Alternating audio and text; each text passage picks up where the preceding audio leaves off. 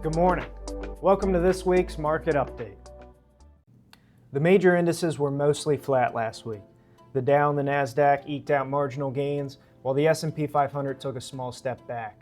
Markets are still in a holding pattern as the Israeli-Iranian conflict continues. Over the weekend, escalation occurred as U.S. bombers struck Iran's nuclear sites. Oil prices are set to jump, and volatility is expected for equities now that U.S. involvement has occurred. Iran is currently threatening to blockade the Strait of Hormuz, which serves as a key shipping route. If that occurs, more upward pressure on oil prices is likely, and a flight to treasuries could occur, sending bond yields down. Given the ongoing conflict and other headwinds for the global economy, we believe it will be difficult for the major indices to retest their all-time highs in the near future.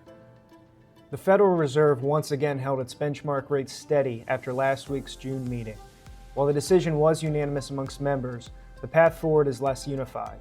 7 officials now anticipate 0 rate cuts in 2025, while 8 believe 2 will be necessary.